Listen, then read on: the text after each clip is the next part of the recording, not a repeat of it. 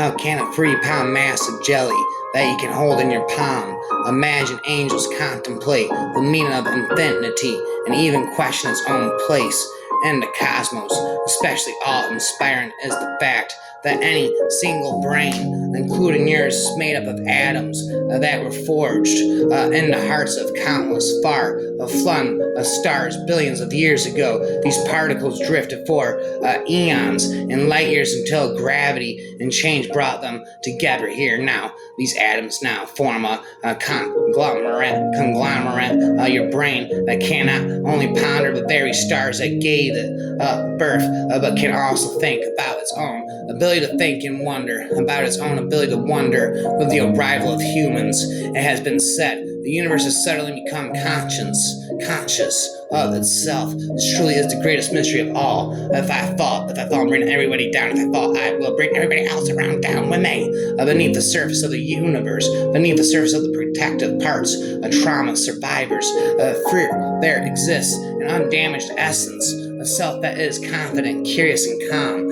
a self that has been a shelter from destruction by the various protectors that have emerged in their efforts to ensure survival. Once those protectors trust that it is safe to separate, the self will spontaneously emerge, and the parts can be enlisted in the healing process. Any man could, if he were so inclined, be the sculptor of his own brain. Music, uniquely among the arts, is both completely abstract and profoundly emotional. It has no power to represent anything particular for external, but has a unique power to express inner states of feelings. Music can pierce the heart directly. It needs no mediation. Oftentimes, those special brains, the ones that are capable of focusing more intently than others, do so at the expense of emotional maturity.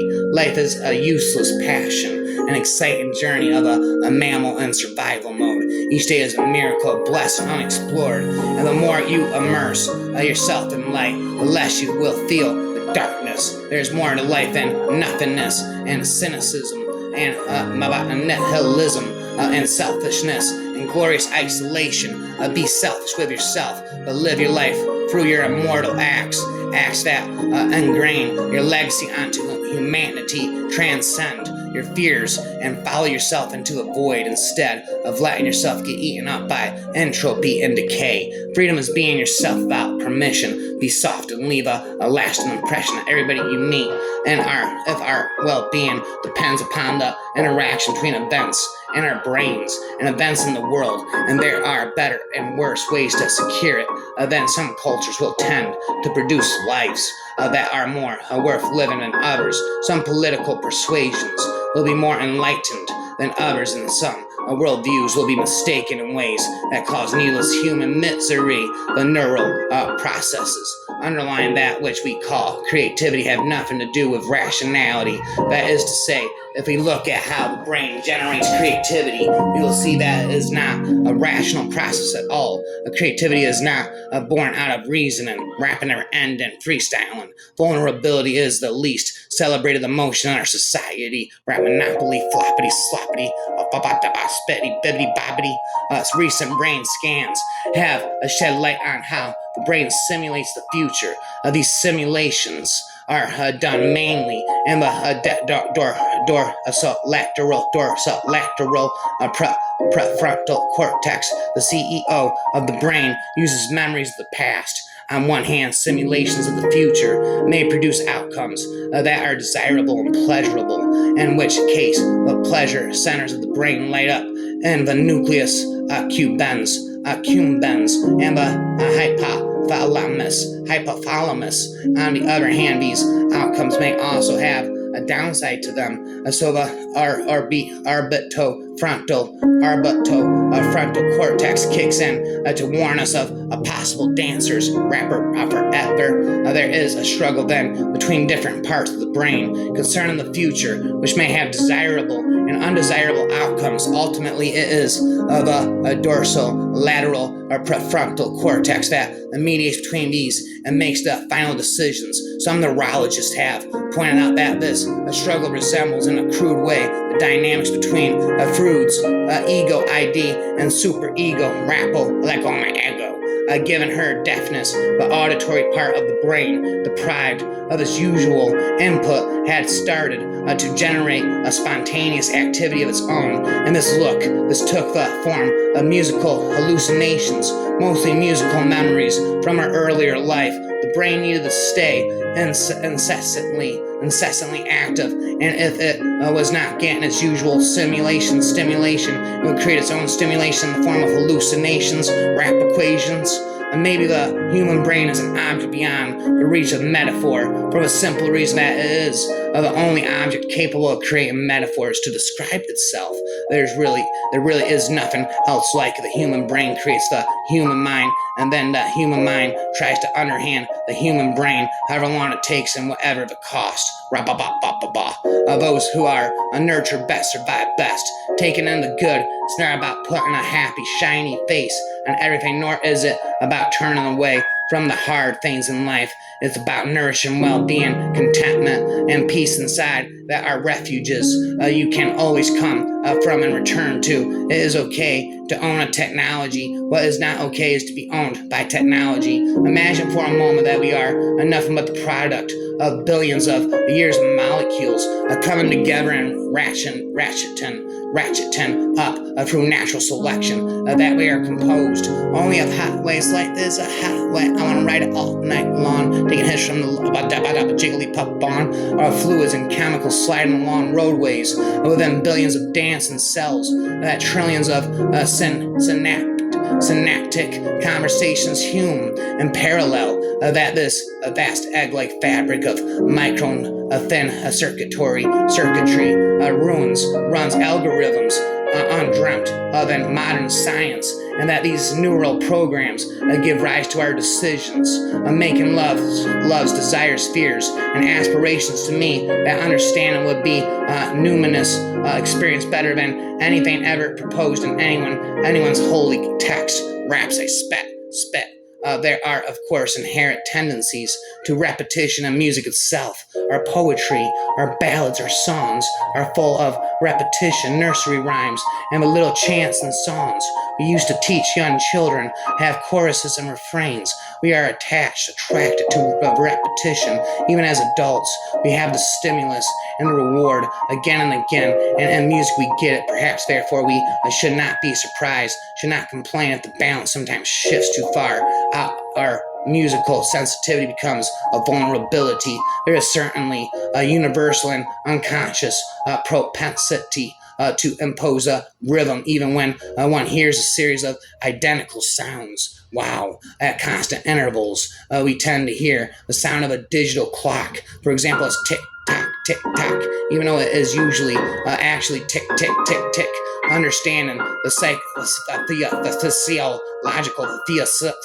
physiological and neurological features of spiritual experiences should not be interpreted as an attempt to discredit their reality or explain them away. Rather, it demonstrates their physical existence as a fundamental, a shared part of human nature. Spiritual experiences cannot be considered irrational, since we have seen that given their physiological basis, experiencers' descriptions of them are perfectly rational. Human perceptions of material reality can ultimately be documented as chemical reactions in our neurobiology. All our sensations, thoughts, and memories are ultimately reducible to chemistry, yet we feel no need to deny the existence of a material world. It is not less real because our perceptions of it are biologically based. It is not rational to assume that the spiritual reality of core experiences is any less real than the more scientifically documentable material reality. If you can be with the pleasant without chasing after it, with the unpleasant without resisting it, and with the neutral without ignoring it, that is an incredible freedom. Redeem them, wrap them, I spit them. It is not about whether you have a free will, rather it is about whether you have enough experience to make the best possible a willful decision in the current moment of life. Rhymes are metaphors for the operation of the brain, are frequently drawn from the production line. We think of the brain as a glorified sausage machine, taking in information from the senses, processing it, and regurgitating it in a different form as thoughts or actions. The digital computer reinforces this idea because it is quite explicitly explicitly a machine that does to information what a sausage machine does to pork. Indeed, her brain was the original inspiration and metaphor for the development of the digital computer, and early computers were often described as giant brains. Unfortunately, neuroscientists have sometimes turned this analogy on its head and based their models of brain function on the workings of a digital computer, for example, by assuming that memory is separate and distinct from processing, as if it is in a computer. This makes the whole metaphor dangerously self-reinforcing. Fairy tales are healthy for the children as they grow up. The magical thinking wears off, but the fairy tale induced creative brain a circuit state forever and ever for rapper, bitter forever. A speechlessness, however, affirmed in the diagnosis is carefully based on the facts of the examination, as we see by rendering the statements concerned, just as they stand. An examination and diagnosis, if thou examinest a man having a wound in the temple, if thou ask of him concerning his malady, and he speak not to thee, thou shouldest say concerning him one having a wound in his temple, and he is speechless. Some gender norms are healthy, some are unhealthy. You must wake up from the sleep to recognize which is which. Call it order, call it chaos, Billy the apple, chaos. It's all in the brain. Scientific knowledge derived from genetics, epigenetics, and neuroscience should be used to enhance the power of meditation and to eliminate the sufferings of humanity. The attention given to the side of the head which has received the injury in connection with a specific reference to the side of the body nervously affected is in itself evidence that in this case the ancient surgeon was already beginning observations of a localization of the functions in the brain. When we play, our brains light up. A play activates the prefrontal cortex, stimulating creativity, problem solving, and emotional regulation. Brain cannot survive the vacuum of space. Mind cannot survive the vacuum of time. So the body produces spinal fluid for the brain to flow, and the brain produces beliefs for the mind to survive. But while the immune system keeps the spinal fluid sterilized of infection without conscious intervention, a brain does nothing to keep beliefs sterilized of prejudice unless you make it a habit to question convention, rapping and spitting, choose to fight physical infection. My raps are educational, rap up, bedazzle. My raps are educational, perhaps teaching you neuroscience, rap and reliance. Choose to fight physical infection or not, your body will do it for you. But as for the psychological contaminations, you have to fight them yourself. The faculties are already carved in your brain circuits, but you have to be willing to use them to find the comfort in fantasies of convention. That's how an ape evolves into human, rapping and fuming. In essence, your mind isn't truly of one mind. It's an assembly of different processes and perspectives honed over eons of evolution, each with its own agenda and voice. Perception is a filter and not a passive window into reality. Reality is a controlled hallucination. Your mind serves up a pre-filtered version of the world as it spins and it whirls and it twirls centuries after Plato's allegory. Neuroscience now confirms that indeed perception is a filter, not a passive window, and onto reality. Our brains are not cameras capturing an objective world. They are artists crafting a narrative. Light pours onto your retina upside down and full of gaps. Yet you don't see the world as an upside down patchwork full of holes. Swallow my leg hole into the black hole like an egg roll. At the center of this reaction is a region of the brain called the amygdala, our internal alarm system. When faced with the unknown, the amygdala triggers stress hormones like adrenaline and cortisol, heart pounding, senses on edge, a stomach uneasy, great for real danger, but breeding anxiety when the threat is only abstract. Each render has limited resources to allow words dancing across the retinas to create vivid images and experiences. The more we outsource our beliefs, the less truths we know and experience, both within and without. I shout and I pop, running in my mouth about neuroscience right now. Believe it or not, the most fundamental parts of machine man science are actually all about believing, not knowing, spitting, rapping about neuroscience, forever freestyling, outsourcing. Our thinking often means that others decide what we know or don't, what we believe and feel, how we live our lives, and what we have coming, rapping or ending.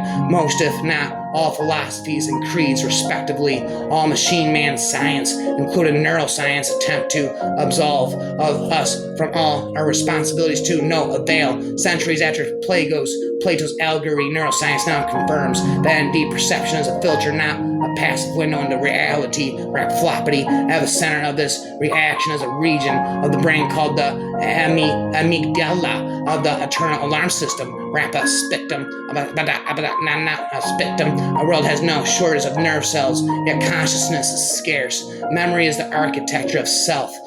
We call it memory, but it's mostly reconstruction with confidence. We study the mind with the very organ we barely understand. Perception is not a measure of reality. Perception is a measure of distance. From afar, the sun is a dot.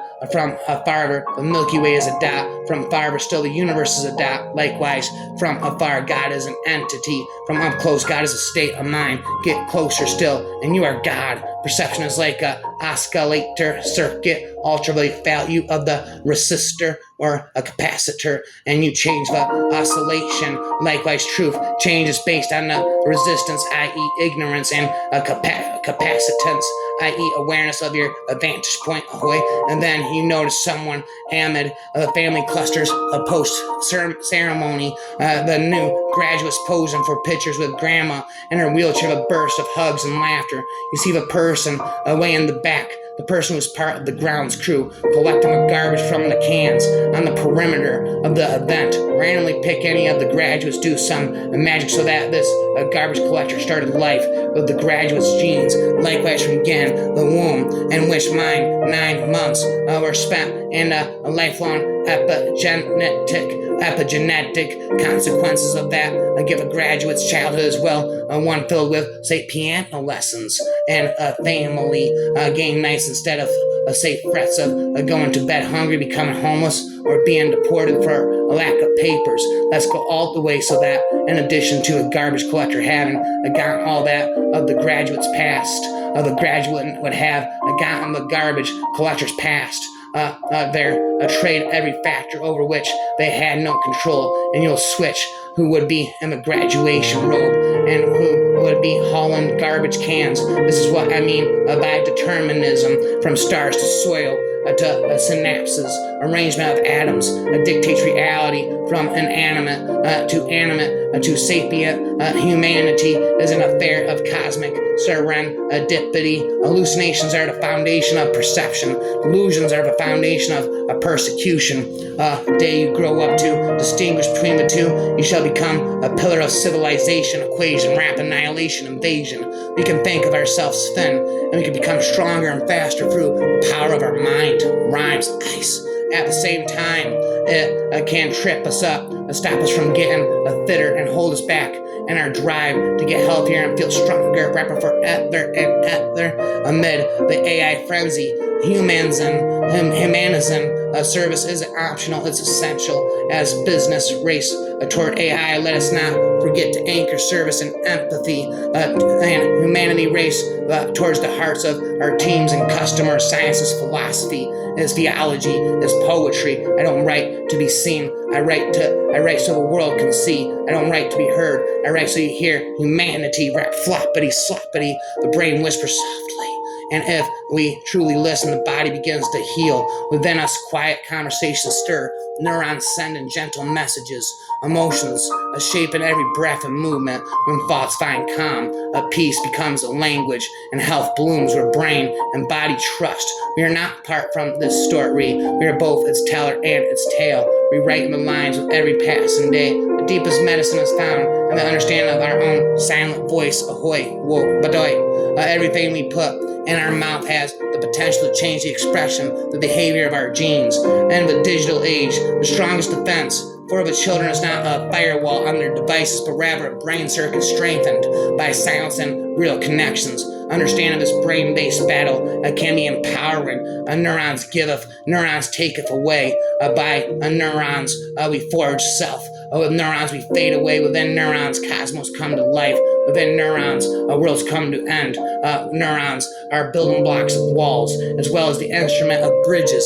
There is not one but two cosmos, one made by nature and never by neurons. We are the makers of observable reality shaped by hopes and biases of our own. Neurons are the birthplace of God. Neurons produce all ghosts and goblins. Life is a concoction of neurochemistry. Boone and Bane are both our own making, rapping, spitting, freestyling, never ending. Neurons are the birthplace of God. Neurons produce all ghosts and goblins. Life is a concoction of neurochemistry. Boone and Bane are both our way of making. Within neurons, cosmos come to life. Within neurons, worlds come to an end. Neuroscience research has shown that factors like stress, sleep, and different learning styles can have a profound impact on brain function and consequently academic performance. Reality is radio. Only a tiny silver can your brain capture. Rapper for ether. Consciousness contains the cosmos. Cosmos contain consciousness, all rooted in specks of jelly, firing in frenzy inside our head. When neurons fire, we see light. A rhymer, we lack of oxygen conjures a tunnel nearing death. Hallucinogens kick in, thus we experience kingdoms mythical. Neurons forge the fabric of reality. Within neurons our paradise is born. Neurons concoct our fabled purgatory. Thus our strong beliefs rule perception. Neurons are the birthplace of order. Within neurons order comes to an end. Neurons are the root of mindlessness, as well as the instrument of the mend. Rapping again paradox. When the intellectual part of the brain is merely a servant in the hands of the animal part of the brain. Let me simplify. It means we hardly see reality as it is. Instead, our perception is shaped by our brains and possibly our hearts too. Not long ago, I came across a study revealing that the heart is about 60 times stronger than the brain in an electrical field and more than 100 times stronger in a magnetic field. So if you ever find yourself wondering whether we've all lost our minds, just remember brains are overrated anyway. But then it begs the question, have we lost our connection to heart intelligence too? Possibly. Paradox. When our intellectual part of the brain is merely a servant in the hands of the animal part of the brain, so we often use the intellectual part of the brain to fulfill the wishes of the animal part, perhaps from the start.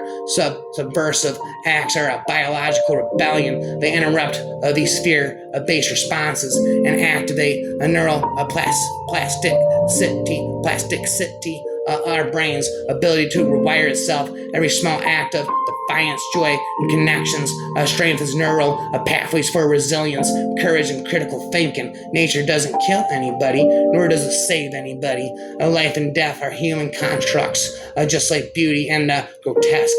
Nature is above all that, not in an almighty, all-knowing sort of way, but more of an indifferent sort of way, because in nature, nothing's born, nothing dies, they just change shape, and some of those shapes are sentient, and some intelligent, some neither, and each identity gets restructured as they go through the shape shifting, which includes restructure of sentience or non-sentience, as that case may be. Some elements, same elements that make the non-sentient stars, when they change a shape into organic material, such as humans, they produce a sentience. But as the brain, corpse decay into nature, those elements get absorbed into the soil, into trees, bugs, and all sorts of creatures. Thus they seep into a diverse range of sentient and non-sentient materials, and thus the cycle continues from the birth of the universe to the end of the universe. Beyond that, I don't know, nobody does. From the dark furnace of the human skull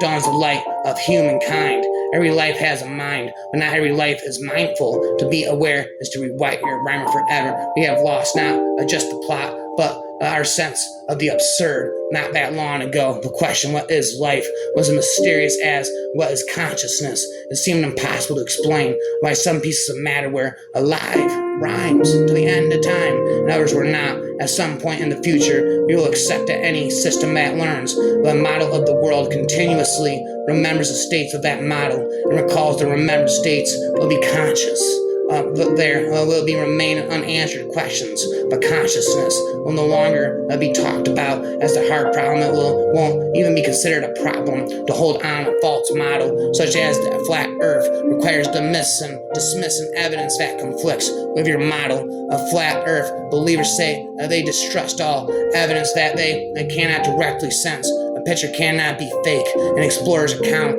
can be fabricated. Sending people to the moon in the 1960s could have been a Hollywood production. If you limit what you believe to only things you can directly experience, and you are not an astronaut,